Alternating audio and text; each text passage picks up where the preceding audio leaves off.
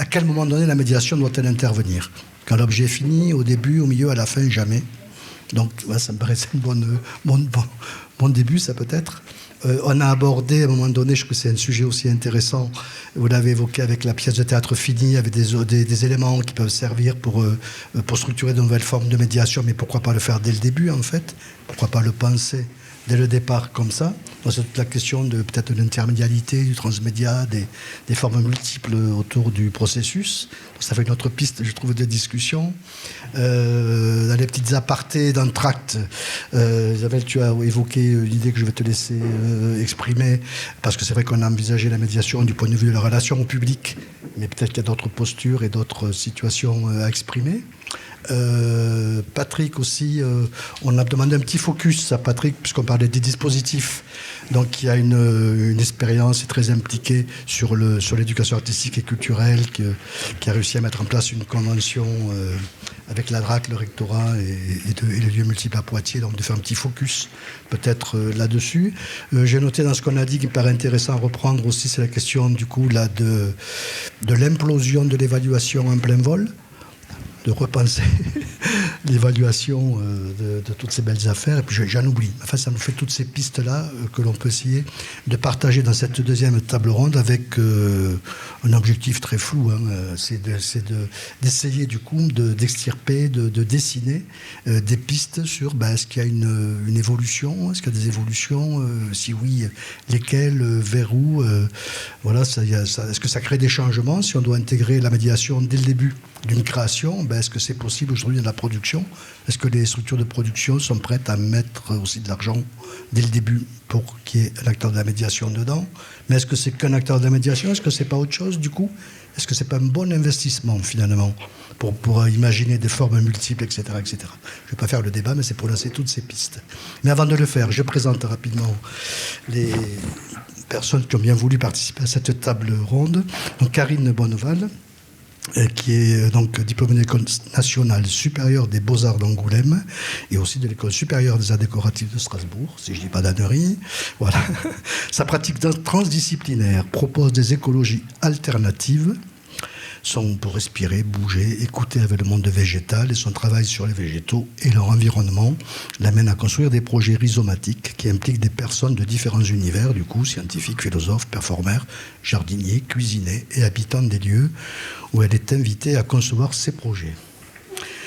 Isabelle, qui est coordinatrice de l'école de la médiation à Universcience, qui est une structure donc multipartenariale, pilotée par Universcience, je viens de le dire, je me répète donc, qui travaille sur les problématiques liées à la médiation scientifique et culturelle pour accompagner la montée en compétences des communautés professionnelles de la médiation. Et Isabelle Proulx, auparavant, a été médiatrice au Palais de la Découverte. Donc ça, il y a très longtemps, mais c'est le début de l'expérience. Voilà, qui a fondé, après sa pratique, son engagement dans où tu en es maintenant, je pense, qui investit dans le domaine de la médiation et des sciences depuis plus de 30 ans, un peu comme moi, je dois dire, mais pas que sur les médiations. Patrick Tréguer, qui est directeur du lieu multiple à l'espace Mendes France à Poitiers, qui ne m'a pas donné son CV, donc j'improvise là, qui est donc, qui est engagé de longue date dans l'interaction art-science d'une part, mais aussi, je crois qu'au-delà de l'engagement, aussi dans l'ensemble du champ de la création artistique, avec un souci permanent tourné vers la posture quand même des éducations populaires, des publics, et d'une sincérité et engagement total de l'action dont nous avons bien besoin. Exigence, voilà, je savais que j'ai oublié un truc, tu vois. Et alors, le problème, c'est qu'il faut juste trouver le papier suivant qui continue. Vous voyez, c'est ça le problème. Ah, Fabien Oliva, pardon. Fabien Oliva, où est-ce qu'il est, Fabien Oliva? Ah, il est là, pardon. Voilà, je suis tellement habitué à voir tout le monde de ce côté. Il faut vous jouer des tours, là. Bon. Fabien Oliva, cofondateur, coordinateur de l'association Averse Lab, qui est implantée dans le Finistère. Cinéaste de formation, Fabien Oliva s'est rapidement passionné pour l'action culturelle et fort de son expérience au sein de structures emblématiques comme le BAL. Alors, je ne peux pas donner le détail du BAL. Le BAL, c'est un centre d'art dédié à l'image document et qui a développé... C'est un centre d'art dédié à l'image document qui a développé l'action culturelle dès sa naissance, en fait. Voilà. Merci de cette précision. Donc, et qui a donc développé par là même une expertise reconnue dans la conception et la coordination de projets artistiques et éducatifs à grande échelle, en fondant alors le Haberlab, du coup, qui s'inscrit dans une démarche d'innovation, c'est ça qui caractérise, je pense, du coup l'association, qui s'inscrit dans une démarche d'innovation sociale en favorisant les échanges entre artistes, scientifiques, habitants, comme manière de faire commun autour des questions environnementales. C'est pas des bêtises, ça va. Et Malika Hurst, qui, alors c'est gribouillet si j'arrive pas à lire, c'est pas ma faute, hein, qui est médiatrice art visuel à Entrepôt, qui est donc passée par plusieurs structures culturelles auparavant, dont d'ailleurs le Quai des Savoirs à Toulouse, qui est dans la région Occitanie, que je salue au passage, et le FRAC de Dunkerque aussi, et qui voit donc son métier comme un engagement citoyen pour l'inclusivité et l'équité dans l'accès aux droits culturels. Et je ne te représente pas. Pas de problème, bon, ça va. Oui, alors j'avais dit, moi, mais je pense que c'est plus une bonne question. C'était parce que la médiation, pour accompagner des publics, on pourrait se dire quel public et est-ce qu'il y a public ou pas, peut-être alors. Mais l'accompagner vers où, pourquoi, comment. Alors, c'est un peu vaste le sujet, du coup, de dire ça. Mais par rapport à lui, peut-être qu'on peut prendre une piste par rapport aux différents dispositifs, contenus et pratiques, et voir vers où ça nous amène, peut-être, de l'espérance de chacun. Dans l'objectif de dire, effectivement, de se questionner quand même sur toujours pareil, de l'interaction art-science-société, et qu'est-ce que ça nous amène de plus dans la manière de pouvoir projeter le développement de ça. Je ne sais pas si c'est peut-être pas trop général, peut-être. Mais je sais qu'il y a des gens qui vont dire des choses aussi indépendamment de mes questions, et c'est peut-être qu'on peut aussi faire ça. Tu veux ? Ah, c'est très bien. Alors on discutait un petit peu avec Patrick tout à l'heure et on identifiait le fait que il y avait un certain nombre de compétences que vous avez citées et comme étant des objectifs potentiels de l'action culturelle, la médiation. Et on s'est rendu compte que si on parle d'empowerment, il y a quelque chose d'assez particulier. Je me faisais cette réflexion-là, c'est que s'il s'agit de développer l'estime de soi, par exemple, ou de donner confiance, il s'agit de notions qui n'ont pas de rapport direct avec les modes de connaissance sur lesquels on s'engage. Ça n'a pas de rapport direct avec les arts en soi, ça n'a pas de rapport direct avec les sciences en soi. Enfin, c'est indépendant de ces modes de connaissance d'une certaine façon. Ça engage du psychosocial, quoi. Ça engage effectivement du développement qui est en lien avec avec ce qui se joue relationnellement. Et voilà. Et ça pose évidemment plein de questions. Et justement, on parlait tout à l'heure de ces fameuses grilles des dossiers administratifs et bureaucratiques. Et il y a peut-être parfois aussi la possibilité de décider de ses propres objectifs. En tout cas, de les dessiner, de les construire aussi collectivement avec les acteurs avec lesquels on travaille, les professionnels avec lesquels on est amené à construire ces actions. Voilà, je me suis jeté à l'eau pour lancer la discussion. Je vous laisse le micro. Je me redonne aussitôt, moi. Je ne vais pas le garder. Ah oui.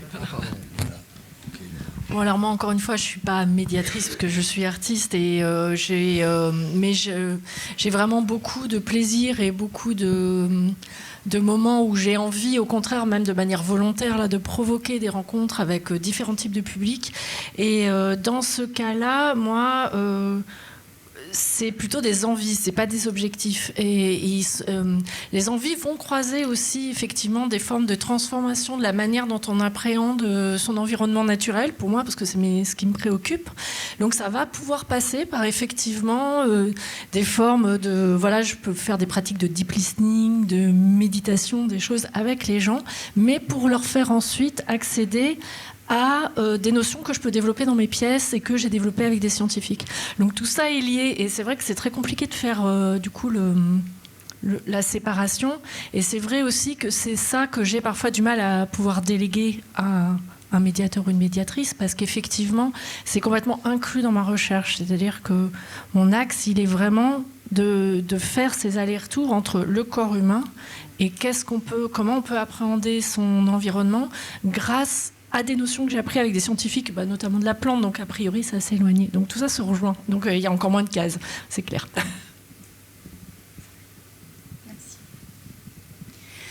Je vais essayer de rebondir sur un peu ce que vous dites tous les deux et qui fait écho à ce qui s'est dit sur la table ronde précédente.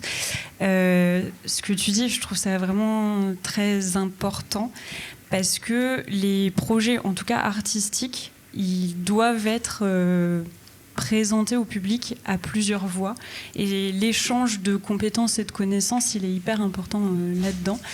Notamment parce que, effectivement, toi, en tant qu'artiste, tu vas partager ce qui est fondamental dans ta pratique. Et le médiateur ou la médiatrice va avoir une expertise en termes de public de ce que les gens qui sont en face ont besoin en fonction de leur spécificité, de leur bagage culturel, de leur bagage émotionnel aussi. Et du coup, voilà, ce lien, il est important à faire. Et je trouve que dans la médiation art-science, on a cet enjeu-là qui est très fort aussi. Voilà, il y a les sachants et il y a ceux qui ont l'expertise de ce que va pouvoir recevoir le public derrière. Et pour moi, ça montre que la médiation, ça porte un double enjeu, qui est à la fois l'enjeu scientifique ou artistique, et à la fois l'enjeu sociétal derrière, d'inclusion et d'équité. Du coup, ça fait sens avec ma présentation. Pour faire court, je partage ce point de vue, ça pose un socle. Moi, ce que je pense important, c'est revenir sur cette question qui a été posée initialement des publics et prendre corps sur la multiplicité des publics. On cite souvent les enfants, les tout petits, les plus grands. Après, dans la catégorie des enfants, c'est pareil. Est-ce qu'on fait un deal avec l'éducation nationale, donc avec un public un peu spécifique, ou est-ce qu'on travaille avec des décrocheurs ou des jeunes du judiciaire, voilà. Ça, c'est... Mais ne pas oublier qu'il y a plein d'autres publics qu'on ne doit pas oublier. Je cite souvent, parce que nous, c'est une belle expérience qu'on a eue avec des femmes de plus de 70 ans. Là, c'était plus du côté de la culture numérique. Cadre d'entrée, la création numérique, et puis après c'est parti un petit peu en vrille. En fin de compte, c'est les dames qui ont décidé de leur programme. Notre programmatique nous a échappé, et parfois c'est très bien aussi que le public s'accapare. Voilà, donc elles ont fait 2 expos, elles ont fait un jeu vidéo. Enfin voilà, c'est un moment. Voilà, c'est bien aussi quand les publics gardent en autonomie. Les personnes en situation de handicap, moi ça me tient à cœur. Je suis un peu sur la sortie du game. Je pars à la retraite dans 2 mois, mais j'ai eu un exercice super, c'est de faire un tuilage avec une collègue qui a la trentaine, qui est féministe et militante, qui travaille au planning familial. Et c'est un exercice vastement intéressant parce que finalement, notre boulot par rapport au public, c'est se battre sur le champ des représentations. Le mot représentation n'a peut-être pas encore été... mais c'est un champ de bataille. Parce que on voit bien que on parlait des fake news, mais ce travail des représentations, c'est-à-dire de quelle représentation on part et vers quelle représentation on veut aller.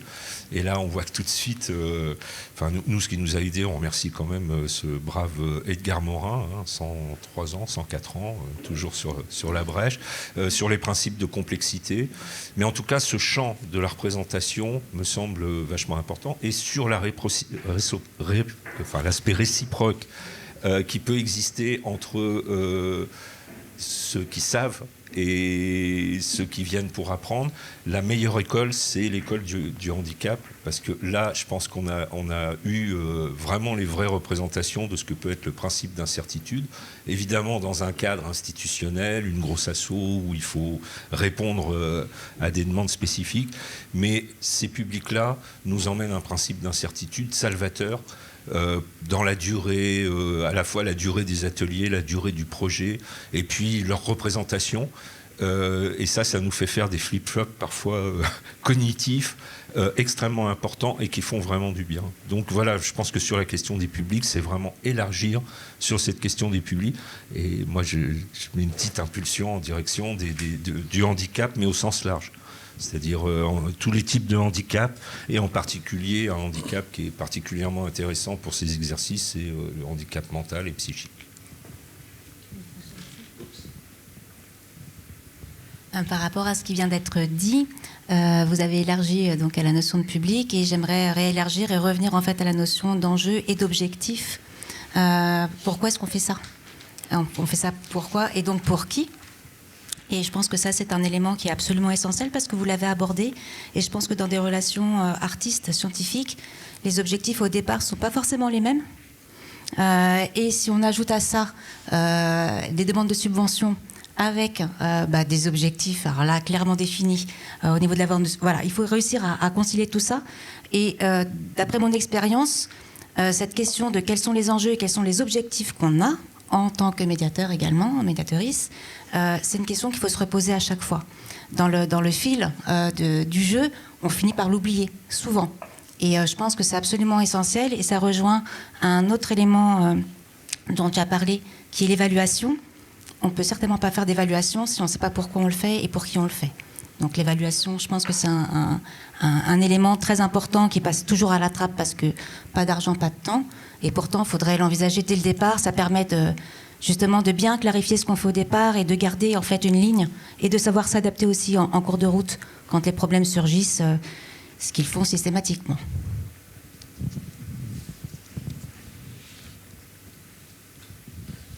Moi, ce que m'évoque justement le terme évolution des postures et des pratiques, c'est, alors, dans le domaine de la médiation scientifique et surtout quand on travaille dans un muséum, on est quand même sujet à un devoir autant que possible de neutralité.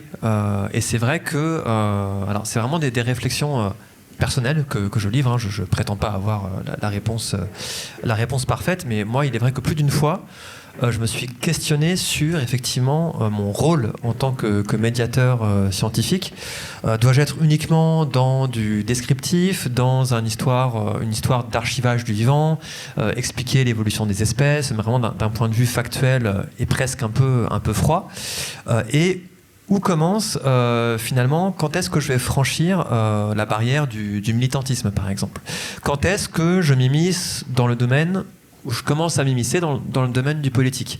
Et c'est vrai que, alors je ne sais pas si en tant qu'artiste, on se pose ces questions, mais j'imagine qu'on a peut-être un peu plus de liberté, si j'ose dire, que quand on est vraiment... Parce que moi, en plus, je suis fonctionnaire, donc je suis vraiment...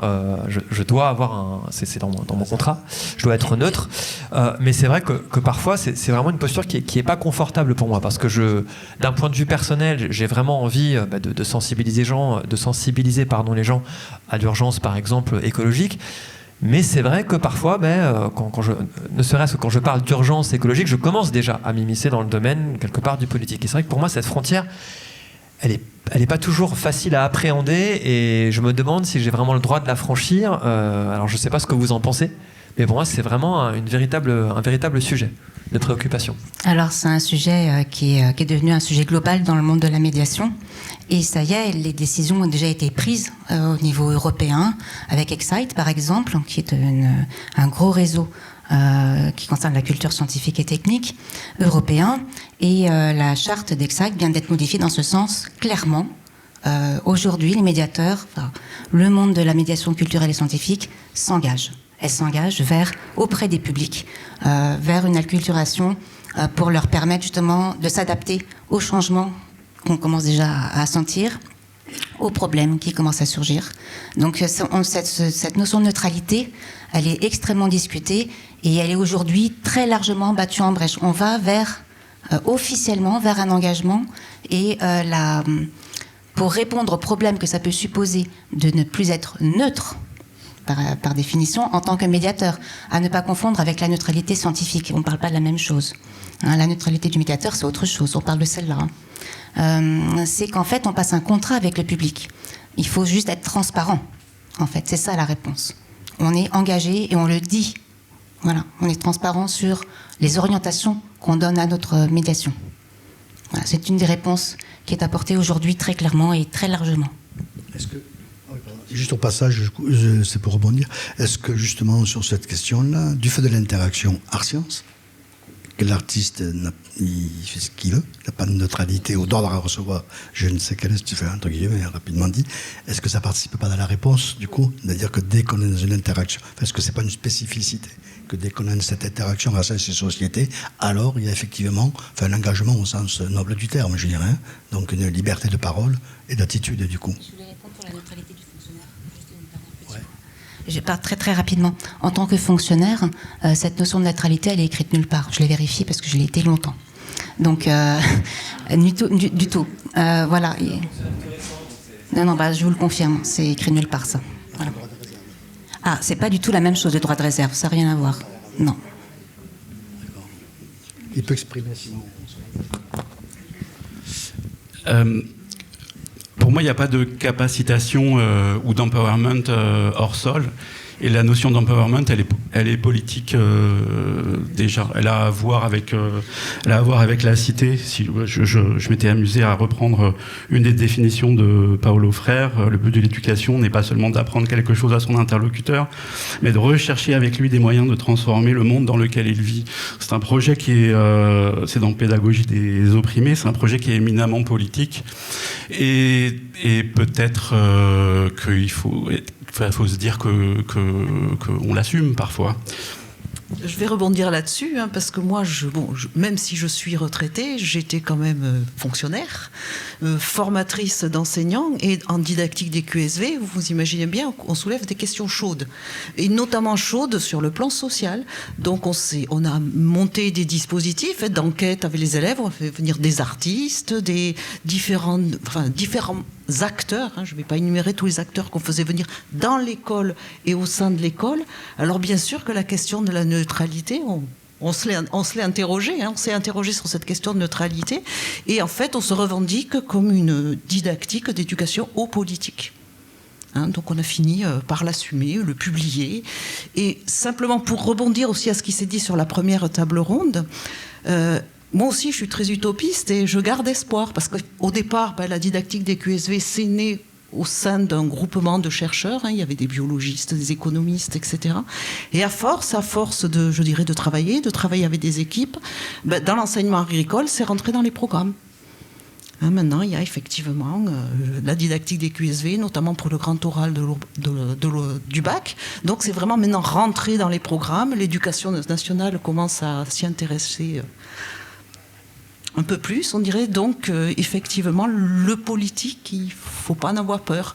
Mais voilà, il faut bien, je dirais, le politique, mais se dire, moi, je suis un acteur. Hein, disons que les élèves me demandaient, mais est-ce que vous donnez votre opinion? Les enseignants me demandaient, est-ce que vous donnez mon opinion? Oui, mais qui je suis pour me donner mon opinion, d'où je me situe, etc.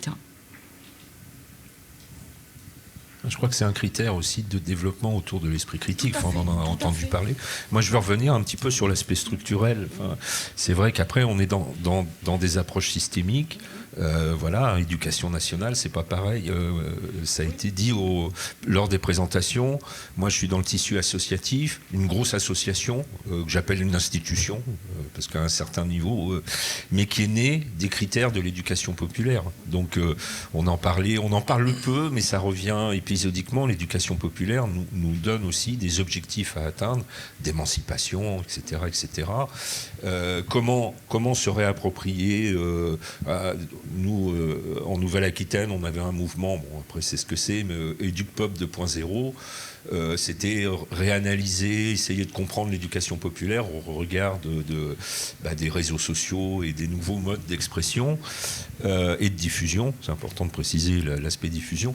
Donc voilà, on est confronté à des systèmes, on travaille ensemble, mais qui ne sont pas les mêmes. Nous, en tant qu'asso, on travaille avec l'éducation nationale.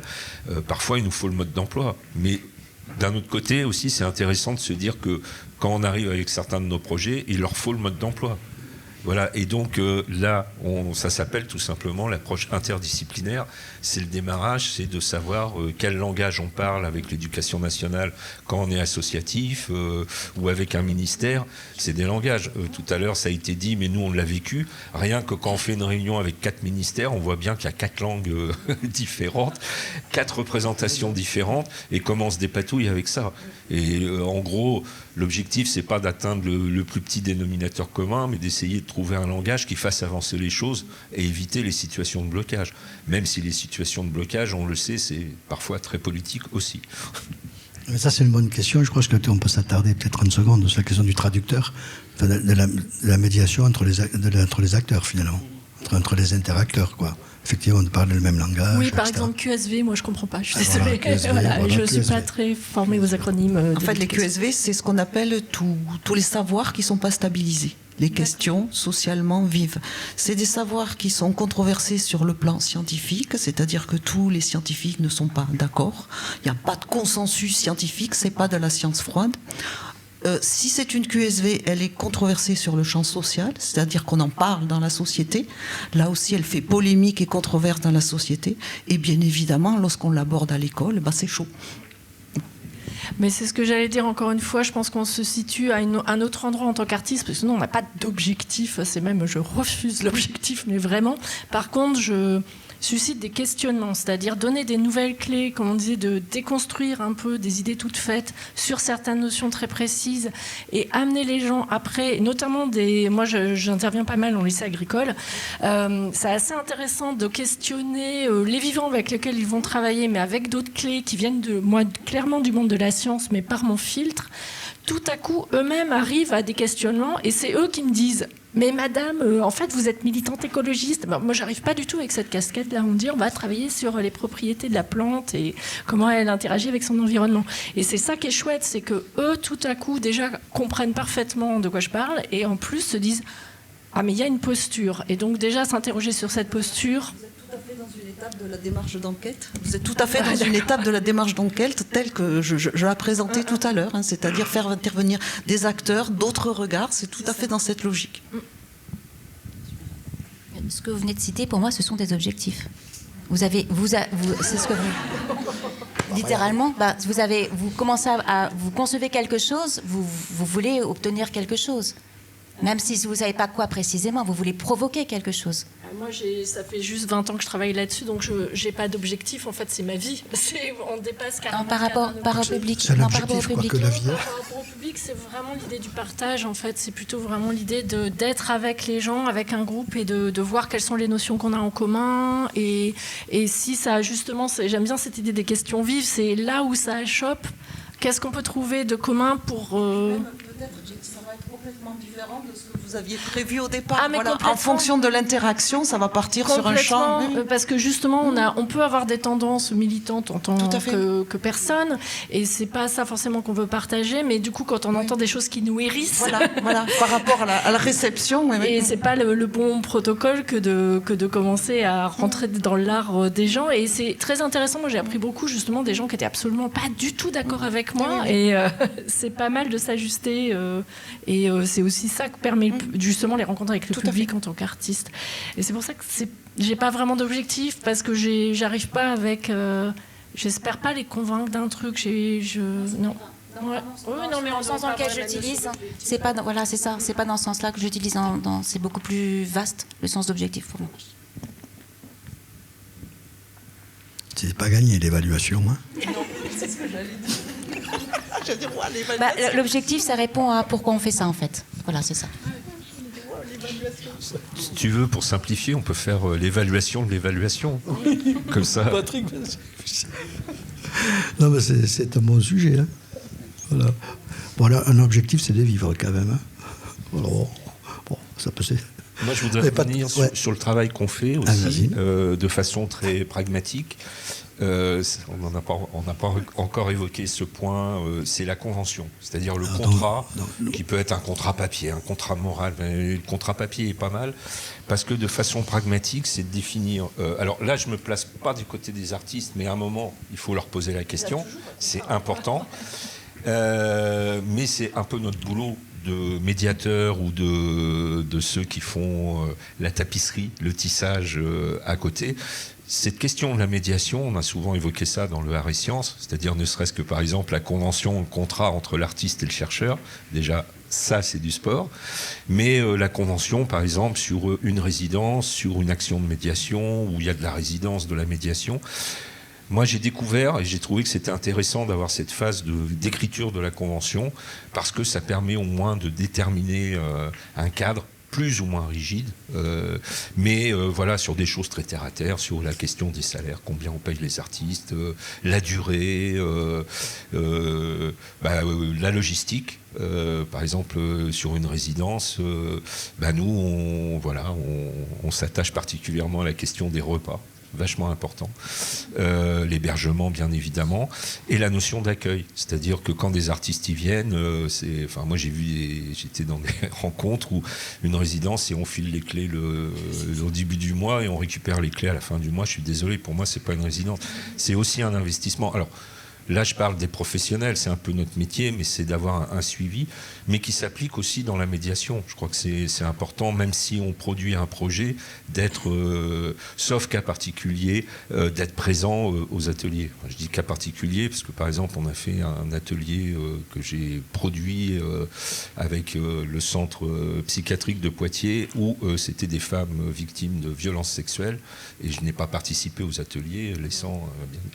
Mais ça, c'est des choses qui sont pensées avant et qui évitent, même si l'imprévu s'invite toujours, mais qui évitent de se retrouver dans la panade sur des choses qui sont faites un peu à la punk.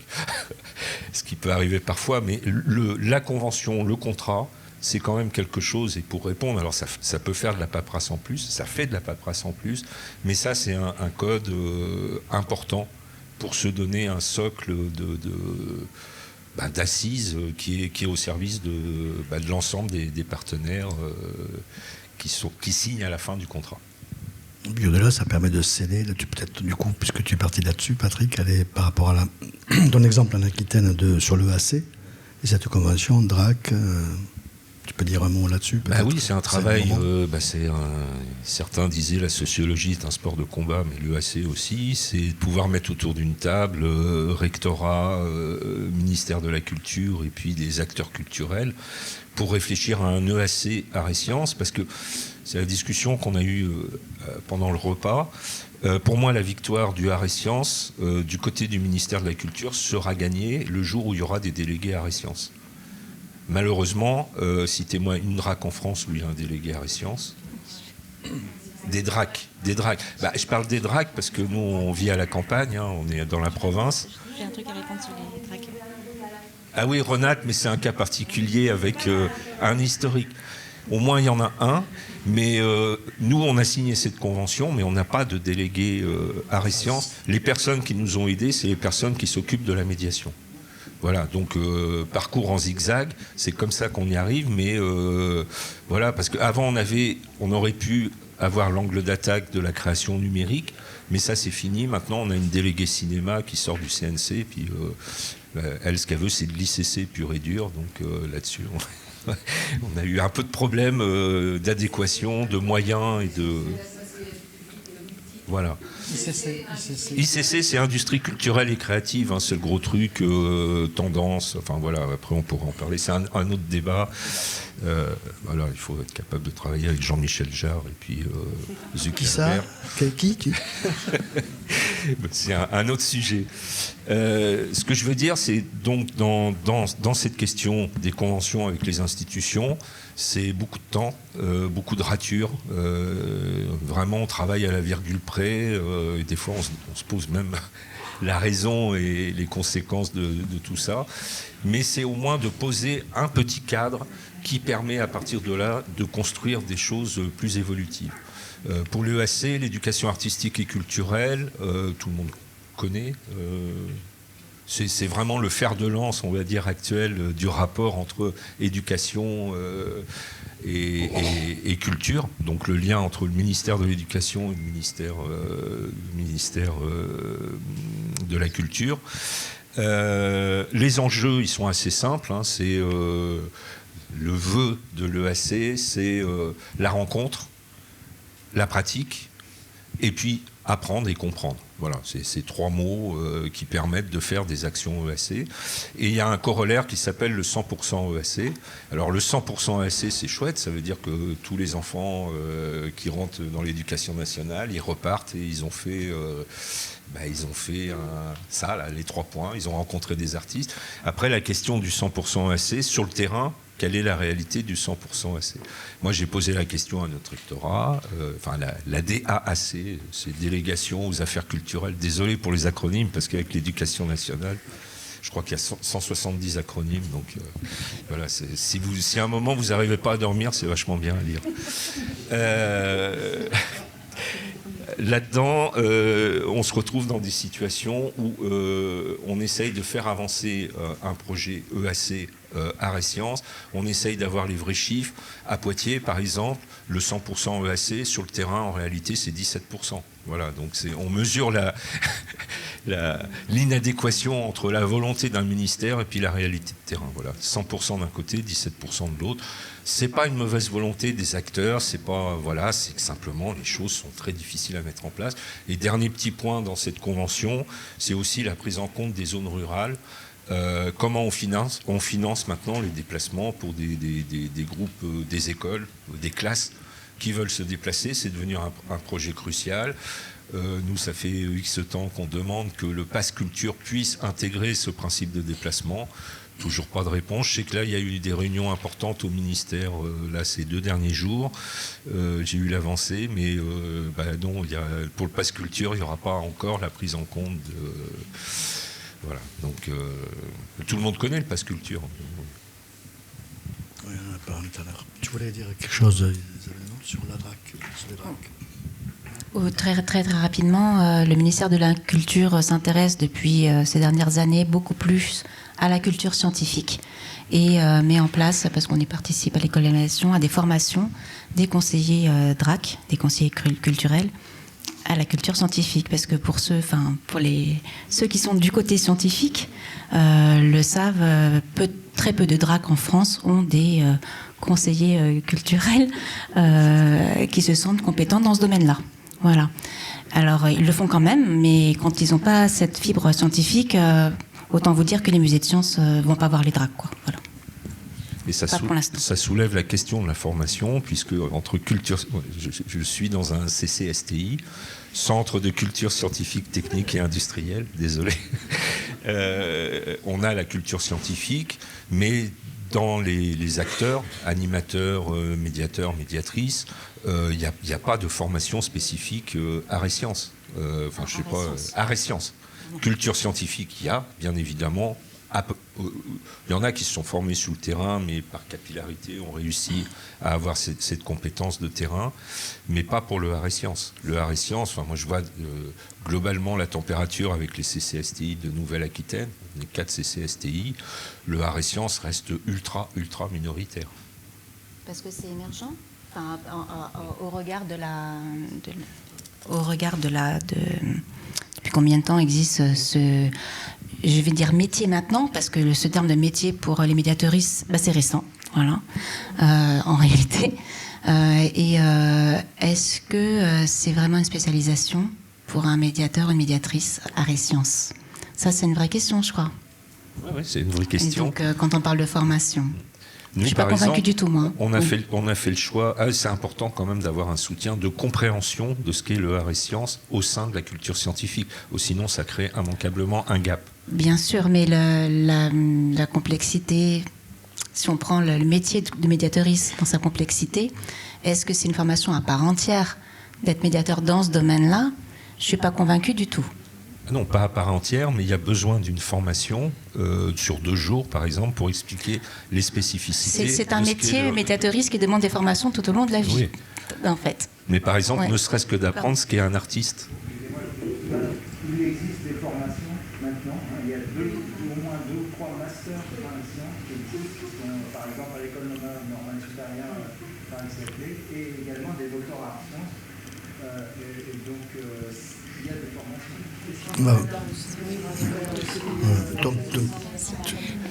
Pardon, non, je vais répondre sur la formation. Là, on attaque la formation, ça me paraît un bon sujet aussi. Mais allez-y, ouais.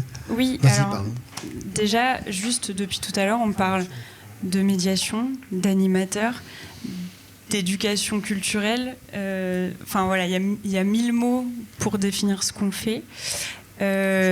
Oui, aujourd'hui, on a un vrai métier, mais ça reste des métiers qui sont en temps partiel, en CDD, les premiers métiers à sauter quand il y a un problème, souvent sous-traités. Tu peux en parler ? Oui, alors il y a beaucoup, enfin de plus en plus en tout cas, d'entreprises de médiation qui mettent à disposition des médiateurs et des médiatrices aux grandes structures culturelles, qu'elles soient artistiques ou scientifiques. Donc des gens qui sont déplacés d'un lieu à l'autre, qui sont sur des contrats précaires. Appelez au dernier moment. J'ai la voix qui tremble un peu parce que c'est un sujet très sensible. Oui, il y a des formations qui existent, qui se créent, autant en sciences qu'en art, pour ces métiers-là. C'est des métiers qui sont très peu reconnus. On est en général un médiateur, une médiatrice, c'est un bac+5 payé au SMIC. Voilà. C'est ça la réalité du métier. Donc depuis tout à l'heure, on parle d'enjeux, de formation. C'est des gens qui ont une expertise qui est peut-être plus reconnue que dans les années 80, ça j'entends, mais encore pas reconnue du tout. On est très très loin de la vraie reconnaissance que les enjeux de nos métiers méritent. Voilà. Peut-être une seconde, je complémente ce que tu n'as pas été au bout du propos, je pense. Juste une petite aparté comme ça pour alimenter. Il y a une association qui s'appelle BLAC, une association nationale des professionnels de la médiation en art contemporain, qui a porté plainte donc, contre un certain nombre d'institutions nationales par rapport à la sous-traitance, effectivement, du métier de médiateur. Comme on a sous-traité le ménage, la sécurité, aujourd'hui on sous-traite la médiation, donc avec des entreprises privées, tierces, qui effectivement appellent les médiateurs la veille pour le lendemain, le vendredi pour le week-end, tout ça payé au lance-pierre, et sans parler des contenus, etc. Et on va même arriver des acteurs à vérifier. Là, je suis très prudent dans ce que je dis, mais je vais aller enquêter. On va parler des structures qui affichent l'économie sociale et solidaire et qui sous-traitent des contenus de médiation, de public empêché, etc. et qui vont ainsi vendre aux grandes structures institutionnelles les quotas de public défavorisé de ceux-ci pour remplir les grilles d'évaluation. Et donc là, il y a un vrai... on voit, non, mais je fais exprès d'être un peu flou parce que je ne veux pas affirmer ce que je dis, c'est une intuition que je vais aller vérifier. Apparaît dans le paysage des structures qui font une communication sur l'économie sociale et solidaire, non, qui affichent des pratiques excellentes, tout va bien, tout est nickel chrome, et qui en particulier font du chiffre d'affaires, ça c'est eux qui l'écrivent sur leur site, font du chiffre d'affaires qui est en fait de la vente à des institutions XYZ pour dire il vous faut votre quota de prisonniers, d'animation en prison, pas de problème, on vous le fournit. Il vous faut votre quota de public handicapé, pas de problème, on vous le fournit. Ils sous-traitent comment on appelle ça, la construction des publics, la pêche à ligne des publics, et du coup ils embauchent des médiateurs et des publics, etc. Donc il y a une espèce de marché privatisation du marché souterrain qui est en train de qu'on ne voit pas apparaître, mais qui est en train de naître, et donc cette structure associative nationale. Et on ne parle pas des services civiques. Et on ne parle pas d'un service civique par-dessus le marché, et donc une espèce de marchandisation et de pratiques assez inadmissibles qui apparaît. Donc si je peux juste ajouter sur BLA, l'association a travaillé à l'édition d'une charte des bonnes pratiques qui est disponible sur leur site. Je crois qu'on en a quelques exemplaires. On en a 2 imprimés si vous voulez la consulter. Et donc il y a une plainte posée contre 5 ou 6 institutions ils ont trouvé une attaque juridique pour questionner ce problème en tout cas. Non, moi je voulais juste revenir sur les propos de Malika et dire que voilà, je la comprenais totalement, et effectivement maintenant j'ai un petit peu de bouteille en médiation, j'ai fait beaucoup de terrain, et je suis passé justement par ces... Alors je vais pas citer de nom, hein, mais je suis passé par des entreprises, effectivement, donc je connais les contrats en vacation, et voilà, je veux dire aussi qu'il peut y avoir de l'espoir, hein, parce que bon, maintenant je suis infiniment plus heureux que je ne pouvais l'être il y a quelques années, donc il y a quand même, il existe voilà, des postes de médiation, il faut les trouver, dans lesquels on peut avoir une certaine stabilité, mais c'est sûr qu'il y a une immense masse avec des emplois qui sont effectivement très précaires. Alors moi, pour ce qui est de la reconnaissance du statut de médiateur d'un point de vue social, d'un point de vue du public, je suis assez partagé, parce que alors c'est peut-être aussi voilà, l'âge qui fait ça, mais quand j'étais beaucoup plus jeune, on me demandait parfois à la fin de mes animations, mais sinon à côté de ça, vous faites quoi ? Vous êtes étudiant, voilà. Mais bon, un peu moins maintenant, mais c'est vrai que bon, ça va peut-être être un petit peu bateau ce que je veux dire là, mais moi ce que je ressens, c'est aussi, alors c'est sûr que ça va pas nous nourrir d'un point de vue purement matériel, mais c'est le retour en fait c'est le retour du public, et là je sens que vraiment non, le métier, oui, le métier n'est pas toujours reconnu à sa juste valeur. Et parfois, voilà, moi sur le terrain, le premier, hein, parce que c'est un métier qui est aussi extrêmement éprouvant physiquement. Ça demande une énergie considérable. Alors, c'est pas le seul métier, il y en a bien d'autres. Je pense aussi au corps enseignant, ils sont toujours en représentation quasiment toute la journée, en plus de la préparation des cours. Mais ça demande voilà, une énergie de tous les instants. Et c'est vrai que plus d'une fois, voilà, quand je vois arriver des groupes de visiteurs ou des groupes de petits-enfants, je me dis, bon allez, il va falloir rassembler l'énergie qui te reste aujourd'hui pour y aller. Et combien de fois à la fin de l'animation, je suis entièrement rempli d'énergie, parce que j'ai senti que quelque chose était passé, et parce que j'ai senti finalement que mon métier était incroyablement utile et incroyablement important. Et voilà, encore une fois, ça fait peut-être un petit peu de discussion de comptoir de dire ça, mais voilà, j'ose le dire et je l'assume. Pour moi, c'est le plus important. Je préfère un métier où c'est clair que je ne serai pas aussi bien payé qu'un banquier ou qu'un cadre supérieur, mais je sais que mon métier, il est utile dans la construction d'un meilleur monde. Et ça, pour moi, à titre personnel, c'est le plus important. Bien sûr qu'après, il est tout aussi important d'avoir un statut qui permet voilà, d'avoir suffisamment une rémunération suffisante pour vivre correctement et décemment, évidemment. On peut payer les banquiers moins pour payer mieux les médiateurs.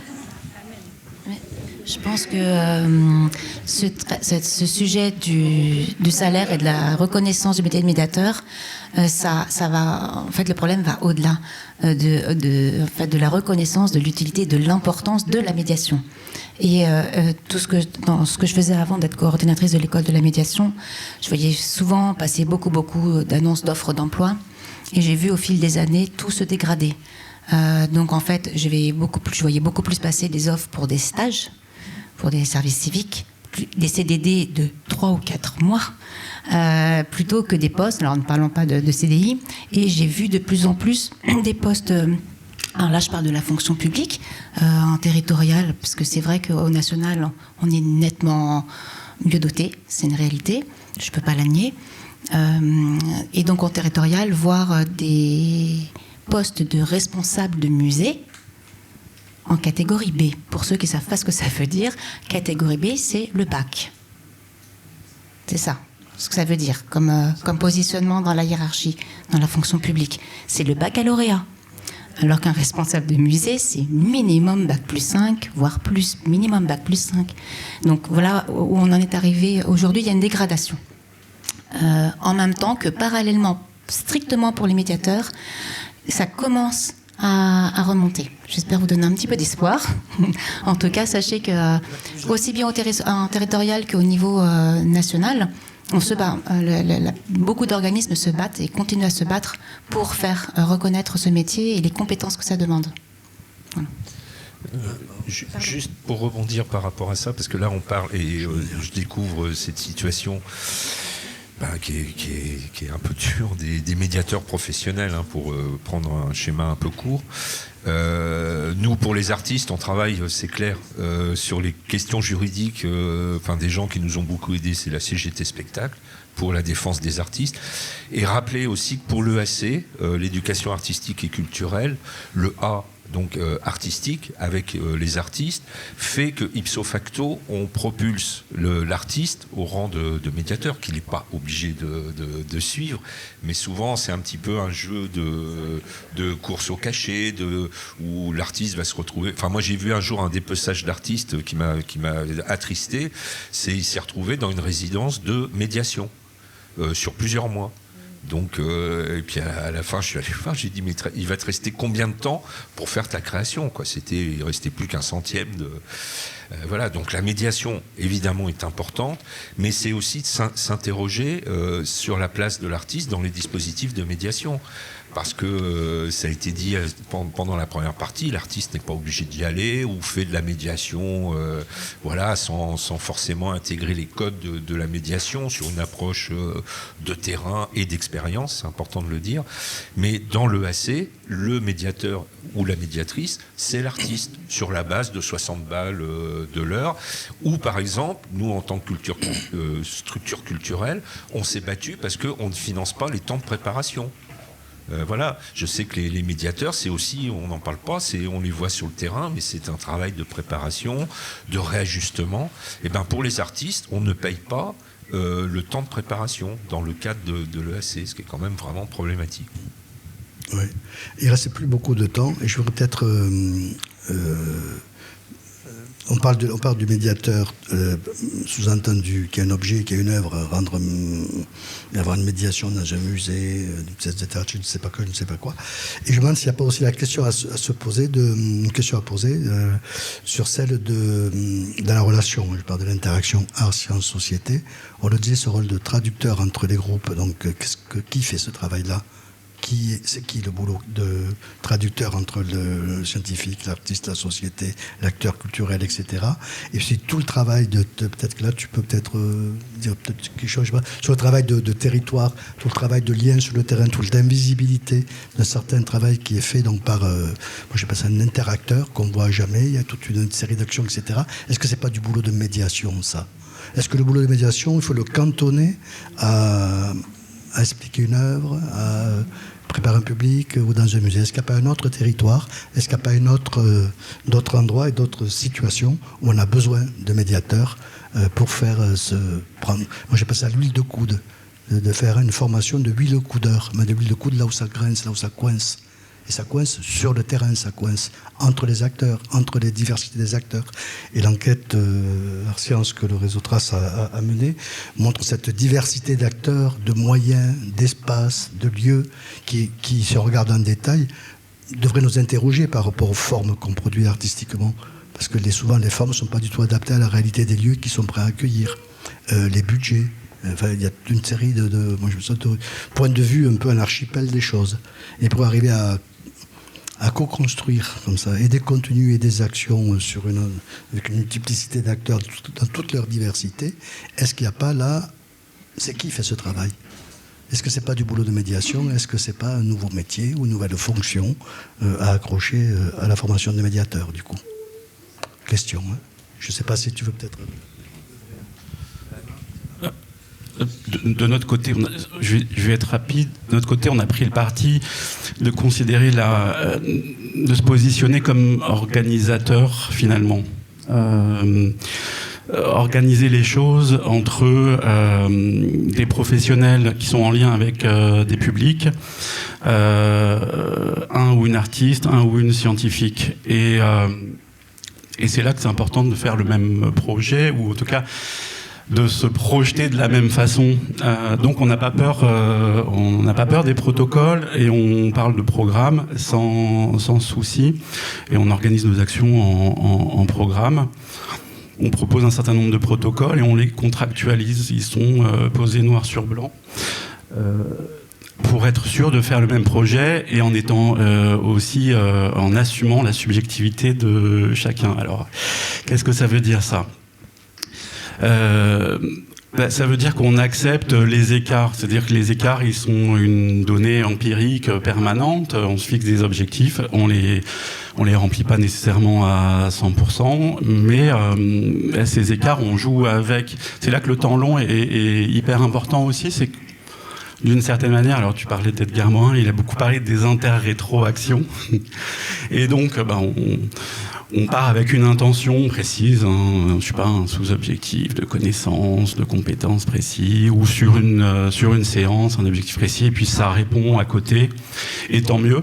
Et notre métier, c'est d'organiser les choses avec cette réponse à côté, et de s'adapter. Et c'est là que le temps long est vraiment primordial.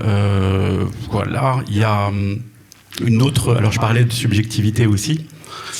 Je voudrais être le plus clair possible là-dessus. C'est que notre parti pris, c'est d'assumer, quelque part, de ne pas choisir entre l'objectivité et la subjectivité. C'est-à-dire qu'on assume d'être en présence de personnalités, de subjectivités différentes, et on travaille avec. Et que, d'une certaine manière, chacun apporte déjà son savoir et ses connaissances presque par sa personnalité aussi. Il y a cet aspect-là qui est important et qui fait que le marché ne pourra pas prendre ça des beautés du jour au lendemain. C'est du temps long qu'il faut pour agir dans cette direction-là. Ouais, est-ce que je peux dire un peu sur le sujet ? Merci. Moi, ce que je voulais juste rajouter, c'est que c'est vrai que c'est une question qui est très très vaste, et je ne sais pas si à mon humble échelle de médiateur scientifique, je vais avoir la réponse. Mais je pense que c'est déjà beaucoup s'appuyer sur des initiatives, individuelles. Moi, je prends mon exemple à mon poste, les projets Art Science que j'ai montés, c'est vraiment des gens que j'ai contactés ou des gens qui m'ont contacté. Mais on ne m'a pas dit quand je suis arrivé, voilà, on a ce volet-là qu'on doit développer. Et en fait, ça c'est vraiment il y a aussi une volonté quand même de la part de ma direction, d'être vraiment dans une transversalité très générale et qui inclut bien sûr les arts. Mais c'est vrai que moi, l'écueil aussi que je rencontre, c'est sur la communication et la visibilité en fait de ces projets. Et c'est vrai que pour moi, c'est quelque chose, en tant que professionnel de la médiation, c'est quelque chose d'un petit peu nébuleux. C'est-à-dire que je ne sais pas pourquoi, à quel moment, à un moment donné, ça va prendre, on va avoir un succès absolument colossal. Et puis d'autres moments, on va avoir 2 personnes. Et c'est vrai que je n'ai pas forcément toujours les clés de compréhension pour essayer vraiment de comprendre pourquoi à un moment donné ça a marché du feu de Dieu et à d'autres pas du tout. Et donc je pense que oui, pour répondre à la question, est-ce qu'il n'y aurait pas une personne justement pour s'occuper de tout ça, un poste de coordination quelque part, mais on en fait un petit peu tous de la coordination quand on gère un projet qui va impliquer différents acteurs et notamment des artistes. Mais voilà, c'est vrai que moi je me pose ce genre de questions, mais je pense qu'il y a beaucoup d'initiatives en fait individuelles, et peut-être que ça rejoint un petit peu ce que tu disais, si j'ai bien compris ton propos, c'est qu'on part aussi vraiment d'une subjectivité et de l'envie de développer quelque chose, de l'assumer et d'aller chercher les personnes qui pourront nous aider sans qu'il y ait forcément un projet de longue date prévu en amont. C'est peut-être pas tout à fait le même contexte aussi entre un musée ou une institution, oui, et puis un territoire avec une diversité d'acteurs qu'il faut aller tisser les liens. C'est du boulot, quoi. C'est pas que la coordination. C'est vraiment un boulot d'interacteur et qui demande, à mon sens, du travail de médiation, justement, tout azimut, quoi. Et puis c'est vraiment sur le temps long, quoi. Enfin, sur le temps long. Parce que moi, par exemple, je viens d'arriver à Bourges et je commence à développer des projets. Et au fur et à mesure qu'on les développe, on est connu, on crée du réseau. Ça s'inscrit dans le temps long. Et pour ça, il faut que les personnes aussi restent suffisamment longtemps en poste, que quand les personnes partent, on se retrouve un petit peu perdu. Ce boulot d'interacteur, je pense aussi quand même qu'il nécessite des compétences dont je ne suis pas sûr que dans les formations de médiation actuelles, on aborde ce sujet. Et c'est une manière de faire aussi, c'est une nouvelle manière de faire. C'est ce qu'on est en train d'interroger en ce moment. Il y a un domaine qui nous intéresse particulièrement à Universence, qui est la recherche participative. Et dans ce domaine-là, sur ce terrain-là, il y a ces acteurs qui servent à créer ce lien entre chercheurs et société civile, pour parler très simplement. Donc société civile qui peut intégrer des artistes, et qu'on appelle, alors selon les structures associatives qui portent beaucoup ces projets, un tiers-veilleur, tiers-veilleuse, ou un intermédiateur, médiatrice. Voilà. Vous choisirez celui que vous voulez. Je ne me positionnerai pas sur le choix du terme. Du coup, je vais utiliser le premier. Donc, ces tiers-veilleurs, ces tiers-veilleuses servent en fait à créer le lien entre les différentes parties et à s'assurer que chacun peut travailler de façon sereine et ensemble pour la production du projet. C'est pas exactement un coordinateur, c'est pas censé être un coordinateur, mais il le fait aussi. C'est tout un ensemble de choses. Et il y a eu en début d'année, au mois de février, une première journée des terre-veilleurs, donc qui étaient tous issus de projets ANR-SAPS. Pardon pour les acronymes, donc ce sont des subventions de recherche. Donc ça veut dire qu'il y a forcément un laboratoire de recherche dans l'histoire. Et SAPS, c'est pour Sciences avec et pour la société. Donc les programmes, on demande aux chercheurs de faire de la médiation, notamment. Et donc il y avait une vingtaine de tiers-veilleurs et de tiers-veilleuses, et on a tous travaillé ensemble pour voir quels étaient les liens, les complémentarités entre les compétences des médiatrices et des tiers-veilleurs, tiers-veilleuses.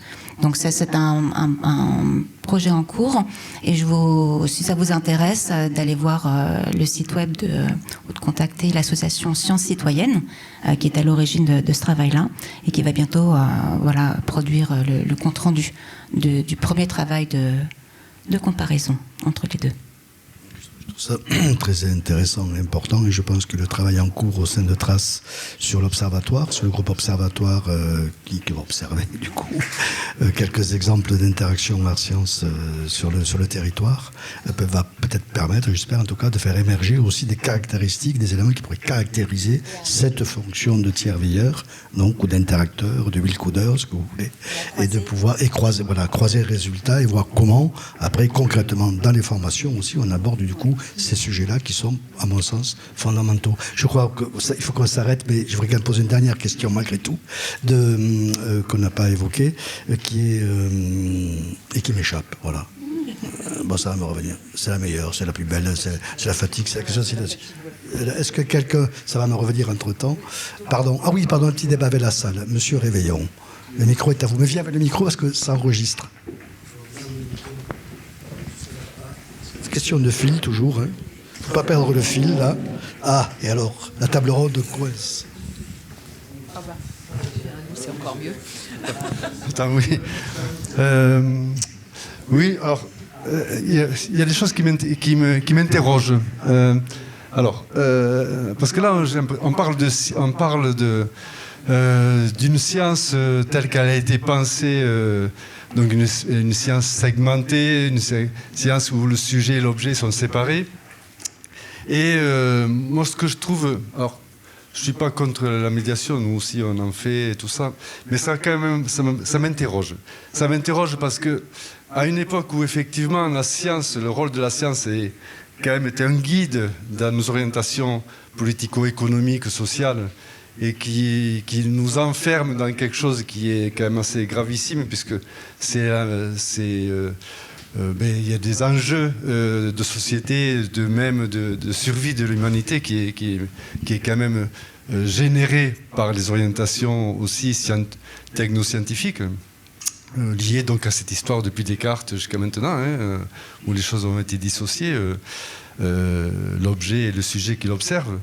Ça n'a jamais été abordé le fait que donner la parole à des chercheurs qui sont soit sur le terrain, soit dans des labos de recherche, par le biais de l'action artistique, c'est aussi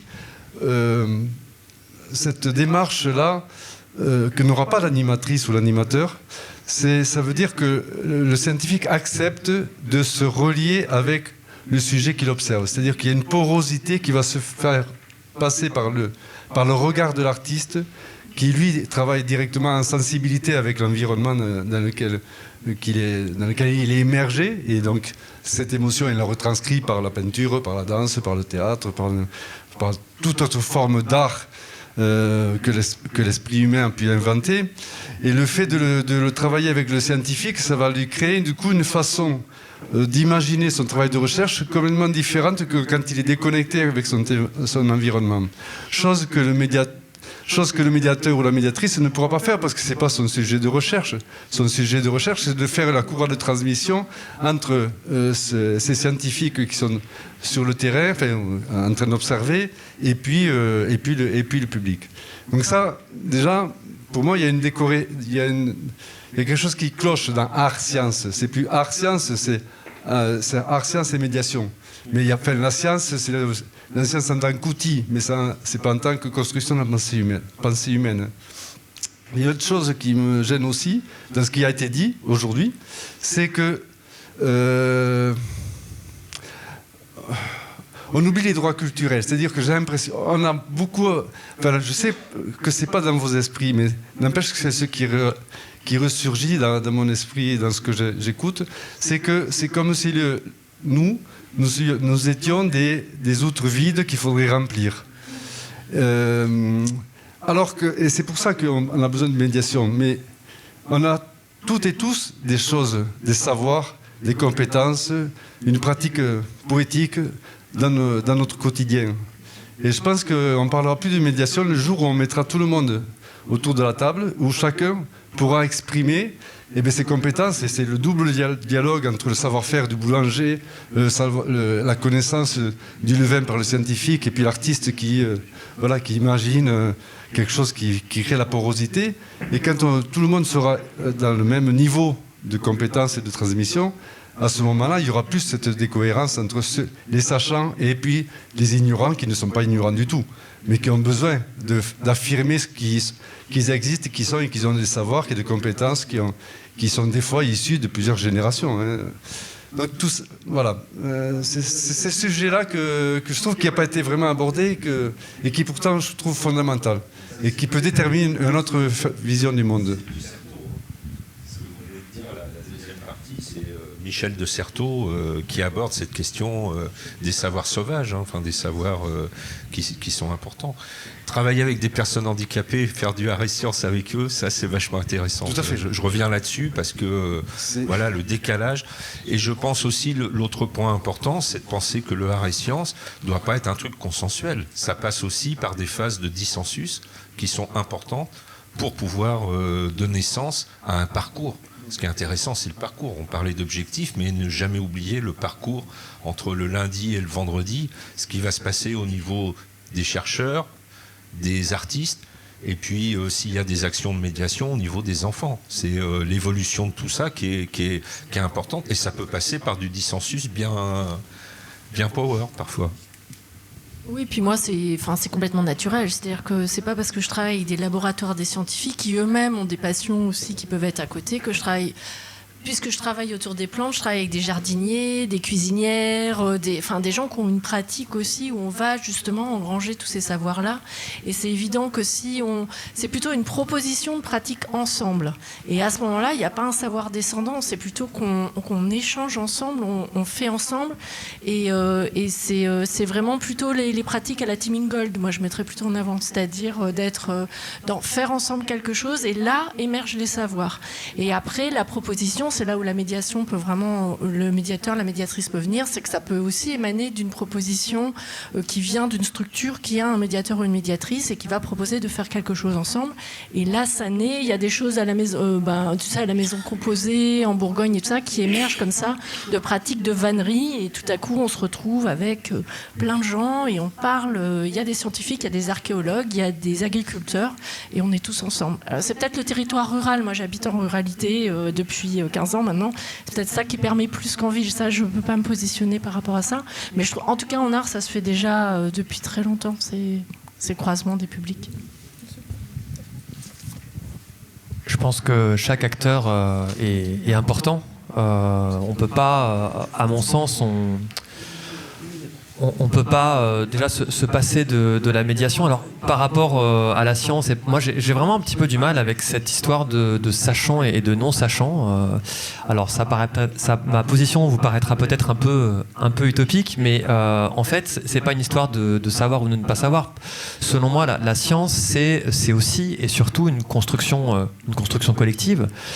C'est quelque chose qui s'adresse normalement à n'importe quel être humain, n'importe qui. Alors bon, évidemment, il y a aussi des notions d'inégalité sociale, de difficulté d'accès à telle ou telle université. Bien sûr, je ne nie absolument pas tout cela, mais vraiment d'un point de vue purement, on va dire, objectif, la science est censée s'adresser à tout le monde et parler à tout le monde, et normalement, c'est une construction qui est collective par définition.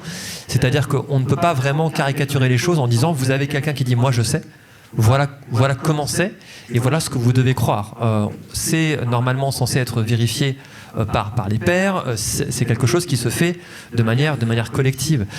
Et quand j'écoute un grand spécialiste qui parle de l'astronomie ou qui parle des secrets de la biologie moléculaire, je ne me sens pas en position de non-sachant. Je me sens en face de quelqu'un qui a dévoué une grande partie de sa vie à l'étude de ces questions et qui partage son savoir. Donc je pense qu'il faut aussi se méfier par rapport à ces...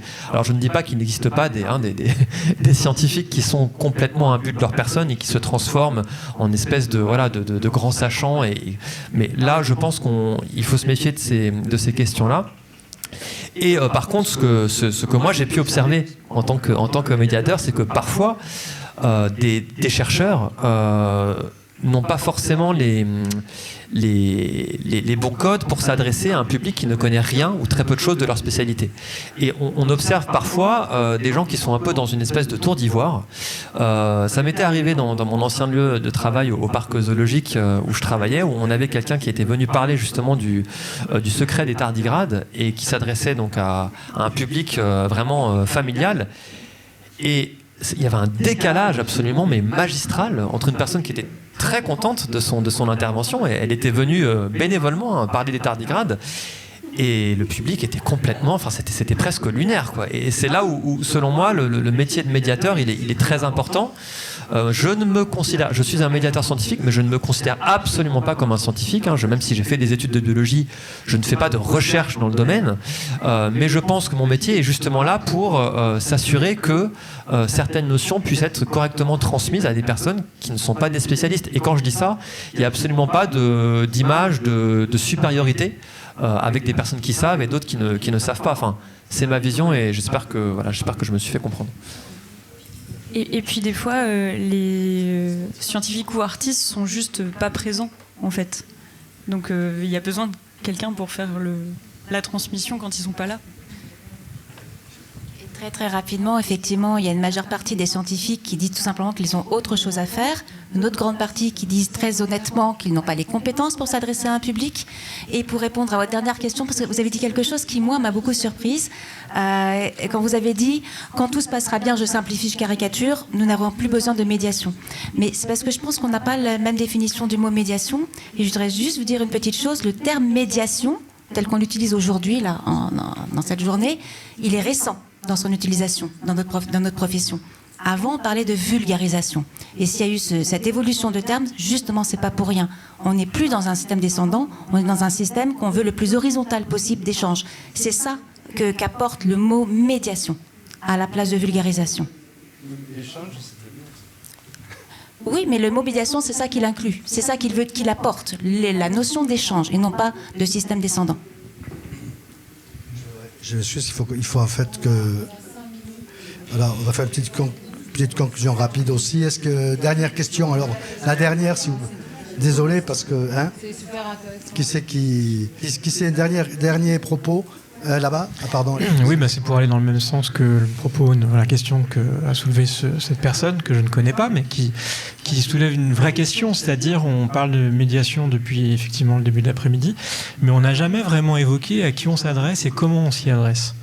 Et là, la deuxième table ronde sur évolution des postures et des pratiques aurait pu poser cette question, parce que souvent les dispositifs de médiation qu'on porte, en fait, ils s'inscrivent dans des cadres de financement, etc. Et on vise, on va dire, un certain public, des objectifs comme on l'a évoqué tout à l'heure. Mais je prends le cas scolaire, par exemple. Les enfants en question, on leur demande pas leur avis, en fait.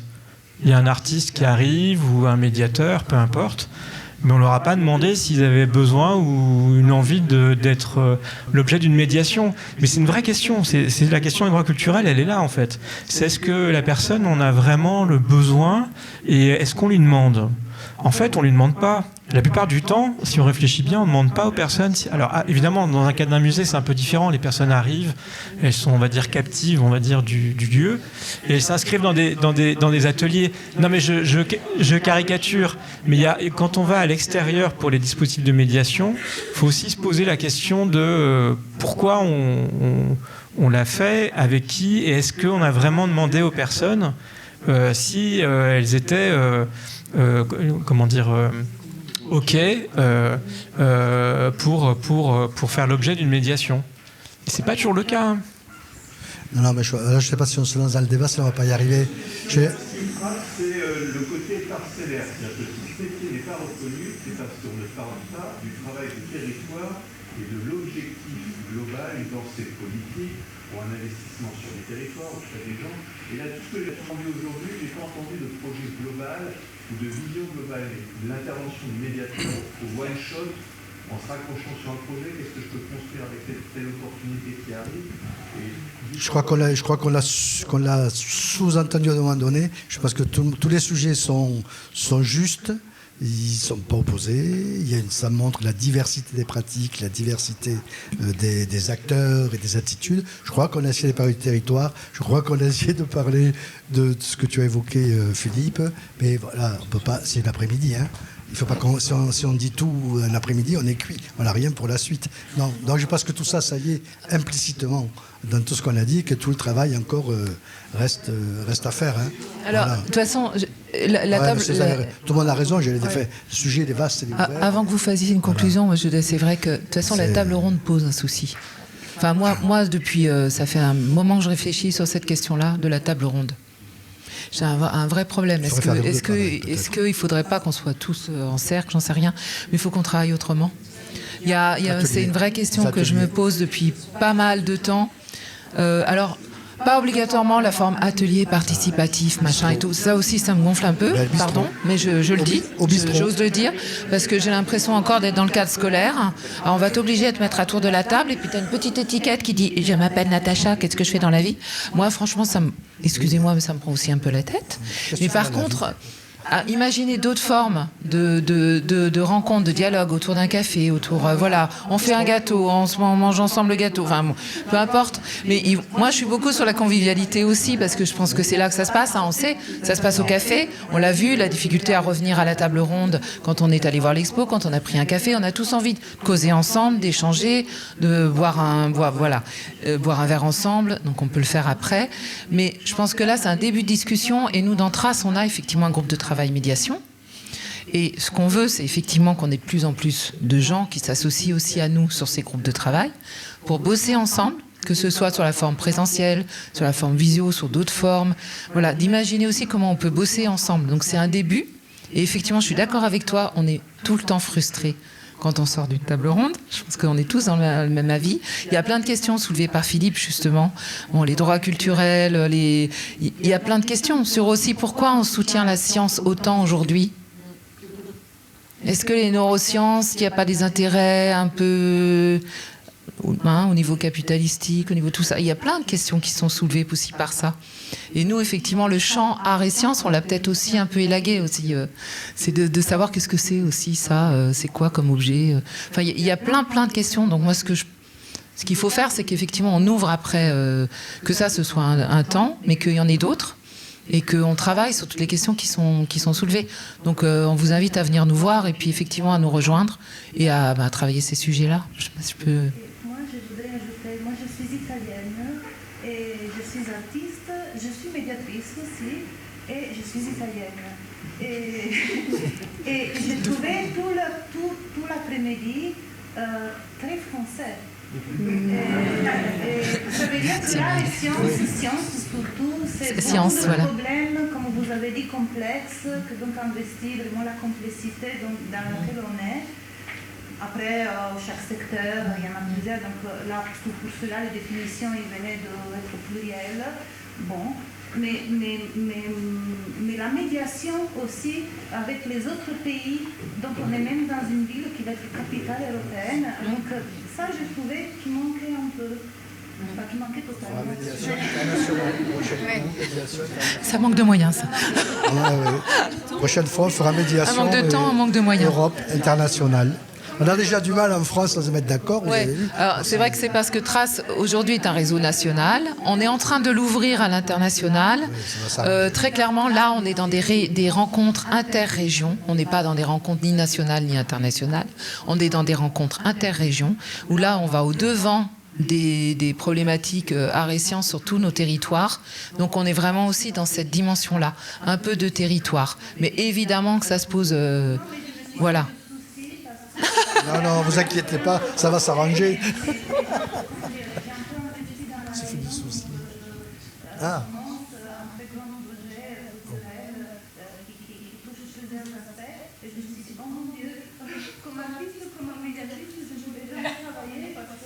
Si. Sentez-vous libre, il n'y a plus de dispositif de toute façon. Non. Il n'y a plus d'argent. Là, elle est difficile. Il n'y a plus d'argent, il n'y a plus de dispositif. Tu vas voir, je vais... Oui, non, mais tout est... Bon, et on va continuer, ça va s'arrêter là. La question de territoire, évidemment, la question... Bon, on a déjà débordé de 10 minutes. Ah, d'accord. Alors, je vais te... Alors là, je vais taper en touche magistralement. Donc, j'avais prévu plein de choses pour la conclusion, mais je vais te laisser faire la discussion. Si. Mais je voudrais quand même, avant, souligner quelque chose. C'est dans la première table ronde, il y a une artiste qui nous a parlé donc de sa création d'œuvres, etc., et qui sentait pas nécessairement le besoin de médier cette œuvre. Je ne sais pas si on dit médier, mais peu importe. Et moi, je suis complètement d'accord avec elle. En fait, des fois, quand je suis devant un tableau, quand je suis devant une sculpture, quand je suis devant une création artistique, j'ai pas besoin de médiateur. Je dirais le sens, le message que me transmet cette œuvre est tellement fort que la médiation, elle est intrinsèque, elle est présente dans l'œuvre. Ce serait un petit peu ma conclusion. Oui, alors je vais rebondir du coup. Nathalie, je te remercie. Non, mais on ne va pas conclure parce qu'il y a tellement de choses à dire. Donc c'est une conclusion tout à fait provisoire. Hein. Mais moi j'avais noté la chose suivante, justement, pour aller dans le sens de l'œuvre d'art par rapport à l'art, évidemment. Hein, c'est que l'œuvre est à l'œuvre dans l'œuvre. Et alors, là, je voulais citer, moi, c'est Walter Benjamin, un philosophe, historien de l'art, qui dit, à propos de l'étude des poèmes d'Hölderlin, qui parle de l'effet poématique. Et donc l'effet poématique désigne pour Benjamin la réflexion critique qui doit d'abord dégager la tâche poétique qui ne saurait être déduite de rien d'autre que du poème lui-même. Donc en quelque sorte, il ne conçoit l'écriture que comme magique, c'est-à-dire non médiatisable. Médiatisable, c'est rendre médiaque quelque chose par l'introduction d'un intermédiaire. Et voici un exemple du coup d'un effet poématique, à mon sens, sous la plume de René Char, qui habitait l'éclair. Si nous habitons un éclair, il est le cœur de l'éternel. C'est magique. L'effet et le sens. Habiter l'éclair, c'est donner une permanence à la lumière. C'est figer un éclat, le fixer dans la durée. L'éclair contient l'orage. L'habiter, c'est lui emprunter sa puissance. Est-ce qu'il faut un médiateur ? Habiter l'éclair. 2 mots, ça parle tout seul. Voilà, c'est ma conclusion provisoire. Mais je défends le boulot de médiation, hein, attention. Merci à vous. Et c'est qu'un début. Continuons le...